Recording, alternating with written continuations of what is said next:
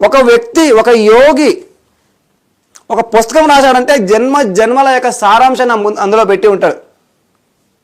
మనం 1000 కోట్లు ఇచ్చిన 100 సంవత్సరాలు సాధన చేసినా కూడా ఆ పుస్తకం యొక్క విలువ అర్థం కాదు మనకు.